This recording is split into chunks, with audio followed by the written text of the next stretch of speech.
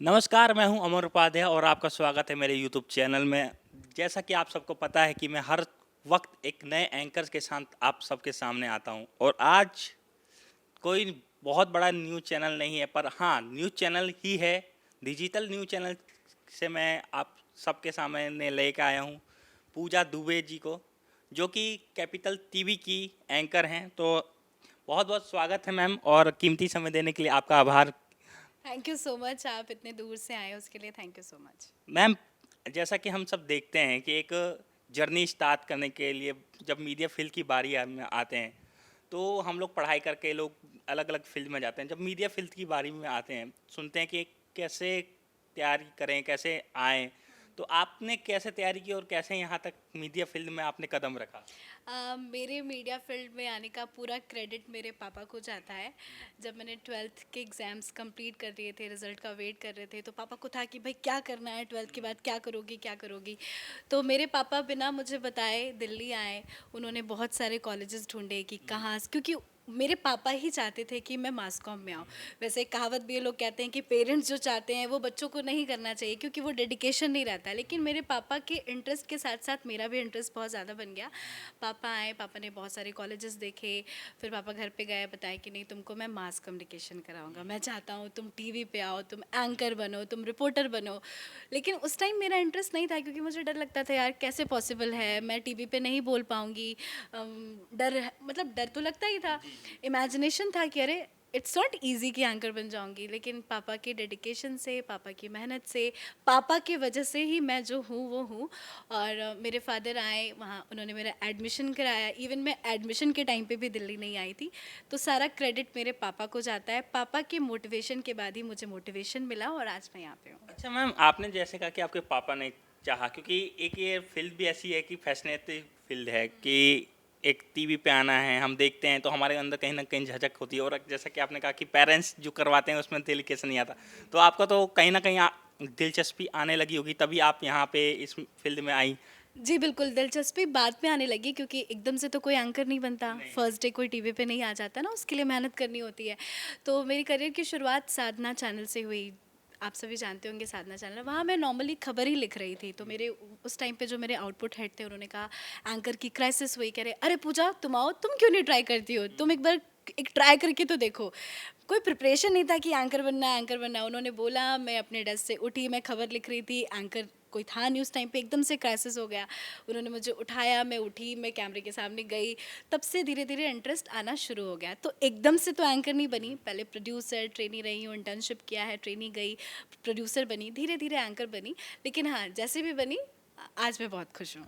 अच्छा, कि हम लोग जब जब देखते हैं कि एक रिपोर्टर जब फील्ड पे उतरता है तो उसका एक्सपीरियंस, वो नहीं, उसका एक्सपीरियंस बोलता है। जैसे भी वो कर रहा होता है, जो नया होता है उसका भी एक्सपीरियंस बोलता है। तो मैं ये जानना चाहता हूँ कि आपको देख के लगता नहीं है कि आपको बहुत कम समय का एक्सपीरियंस है? ऐसा लगता है कि आपने एक सदी बिताई है। तो मैं ये जानना चाहता हूँ और व्यूअर्स भी आपके जानना चाहते होंगे कि आपको कितना टाइम हो गया मीडिया फील्ड में? देखिए, मुझे अप्रॉक्स 10 साल हो गए। मैं मैरिड भी हूँ, मेरी शादी को ही 5 साल हो गए। और 5 साल में मेरा जो एक्सपीरियंस है वो फील्ड का भी है।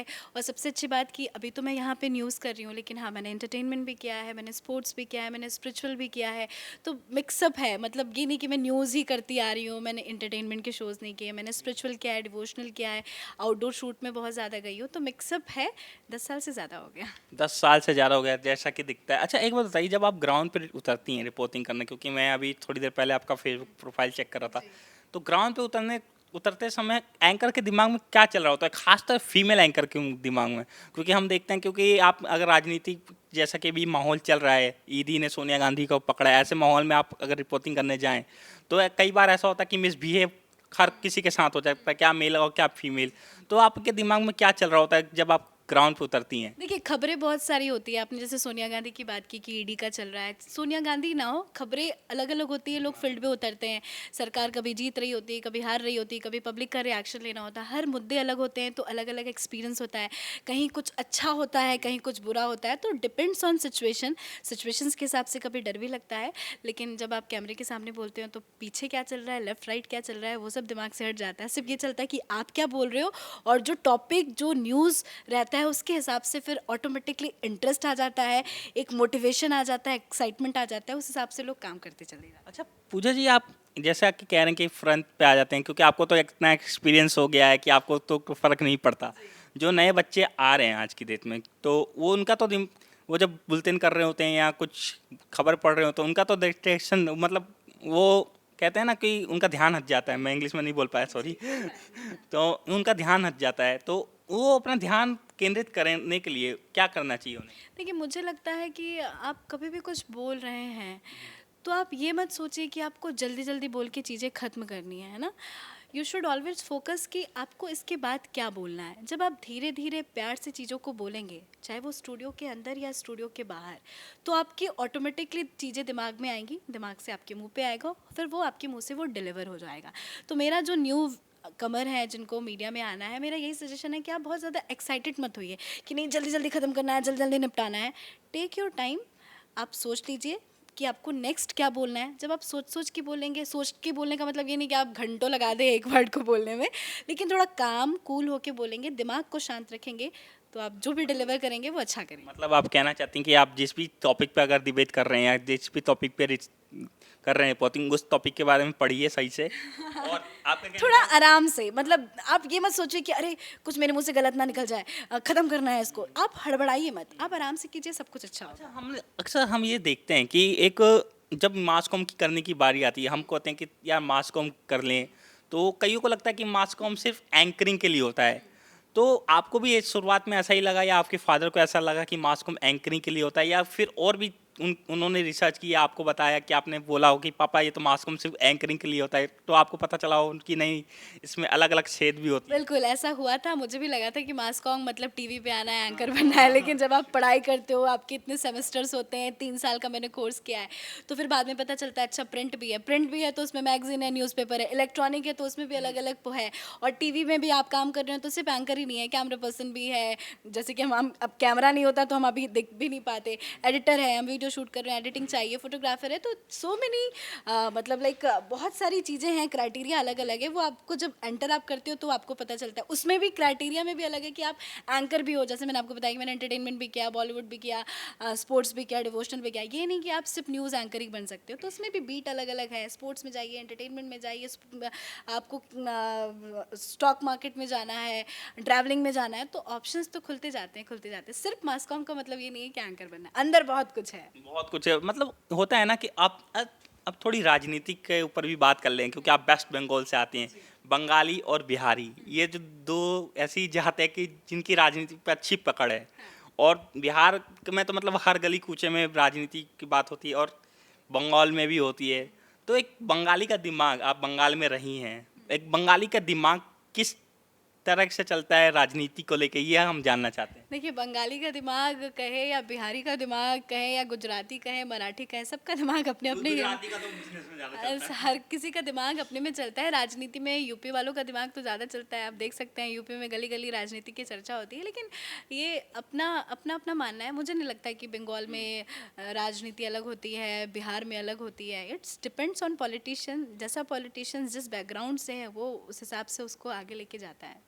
अच्छा, अगर हम महंगाई की बात करें, क्योंकि एक एंकर खुखार होके उतरता है महंगाई का जब टॉपिक होता है। अभी दूध के और दूध दही के ऊपर 1.5 रुपये का रुपये बढ़ा है, मतलब 1.5 नहीं 5% बढ़ा है, उसके हिसाब से 1.5 रुपये होता है।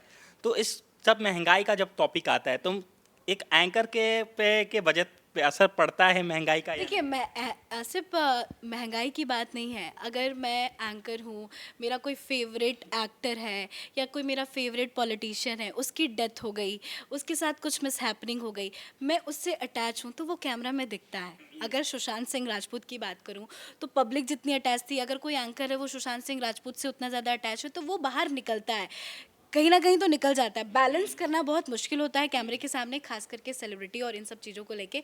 रही बात महंगाई को लेकर, तो महंगाई में दूध दही इन सब के दाम बढ़ रहे हैं। अब ब्रेड कहीं मिल रहा है तो गांव में आप जाइए 10 रुपए का भी ब्रेड मिलता है। अब वो अचानक से ब्रेड की कीमत बढ़ गई, कंपनी वाले नहीं बढ़ा दिया, लेकिन लोग तो गाली देंगे, अरे मोदी सरकार ने बढ़ा दिया। लोग ये नहीं देखते कि ब्रेड की जो कंपनी है उसने भी अपना रेट बढ़ा दिया, तो वो तो उसको गाली नहीं देंगे। तो एंकरों का काम ही है गाली सुनना, गाली देना और दूसरों के रिएक्शंस को पब्लिक तक पहुँचाना। अच्छा पूजा, आप हमेशा हम लोग ये देखते हैं कि एक एंकर मन थन के निकलता है एंकरिंग करने, और ऑफ कैमरा अगर उससे मुलाकात हो जाए बाय चांस, तुम पहचानना मुश्किल हो जाता है। तो जैसे कि लोग पहचान लेते हैं बाय चांस, वो ध्यान रखते हैं कि वो ऐसा दिखता है आँख से, नाक से, कान से, तो आपको लोग पहचानते हैं और आपको कॉम्प्लीमेंट देते हैं, तो कैसा लगता आपने है? तो ऐसा सवाल पूछ दिया कि मैं अपना बिना मेकअप वाला इमेजिनेशन करने लगी। खैर ऐसा होता है, it's very natural, not only anchors, चाहे वो एक्ट्रेसेस हो या एक्टर हो, हीरो हीरोइन की भी बात करते हैं तो लगता है यार करीना कपूर को बिना मेकअप का देखा कैसी लगती है, अरे शाहरुख खान बिना मेकअप कैसे लगता है। तो उस क्राइटेरिया में हम भी आ जाते हैं क्योंकि हमें भी कैमरा के सामने बोलना होता है। तो camera needs purity, makeup, lighting के साथ साथ, तो थोड़ा सा सुंदर बनने के लिए तो भाई मेकअप तो करना पड़ता है। अच्छा, अगर एक बात बताइए, जैसा कि अभी ईडी ने छापा मारा है, उतने पैसे 41 करोड़ रुपए मिले हैं, अगर आपको मिल जाएं वो पैसे तो क्या करेंगे आप? अरे बाप रे, सबसे पहले अपना चेहरे की प्लास्टिक सर्जरी करा लूंगी कि मेकअप ही ना करना पड़े। तो अच्छा, मतलब बिना, आपका वैसे भी आप बहुत अच्छी दिखती हैं, मेकअप और विदाउट मेकअप, मैंने तो देख रखा है विदाउट मेकअप आपकी फ़ोटो भी, तो आप बहुत अच्छी दिखती हैं, आपको ऐसा कुछ करने की ज़रूरत नहीं है। अच्छा मनीषा, पूजा जी, सॉरी मैं आपका नाम ले, पूजा जी, हम, अगर आप अभी डिजिटल कर रही हैं, डिजिटल में और एक प्रॉपर न्यूज़ चैनल जो टेलीकास्ट होता है 24 आवर, उसमें कितना अंतर होता है काम करने में? मेरा this is my first experience कि मैं डिजिटल में हूँ। मैंने कभी डिजिटल चैनल में काम नहीं किया। Capital TV is my first channel. जब मैंने यहाँ कैपिटल टीवी में नहीं थी तो नो डाउट मन में क्वेश्चंस थे कि नहीं, आप डिजिटल चैनल में कैसे काम करोगे, अब कोई बड़ी खबर आती है तो चैनलों में घंटों डिबेट्स होते हैं, हम उससे अपडेट रहते हैं। लेकिन डिजिटल का एक्सपीरियंस नो डाउट मेरा बहुत अलग है क्योंकि आजकल डिजिटल का ज़माना है, आजकल सब कुछ फ़ोन पे चलता है, आजकल लोगों के पास इतना टाइम नहीं है कि लोग घंटों बैठ के टीवी देखें। तो मेरा अभी तक का जो डिजिटल का एक्सपीरियंस है वो बहुत अच्छा है, और क्योंकि मुझे ये भी लगता है कि आने वाले टाइम में डिजिटल ही है, तो I am very happy with capital TV. अच्छा, मतलब आपने, मतलब फ्यूचर का देख के ही ज्वाइन किया है? बिल्कुल, हाँ बिल्कुल कह सकते हैं आप। मतलब आप, मतलब एक बंगाली, यहाँ बंगाली दिमाग चला है देखिए, आई क्या? Am not Bengali.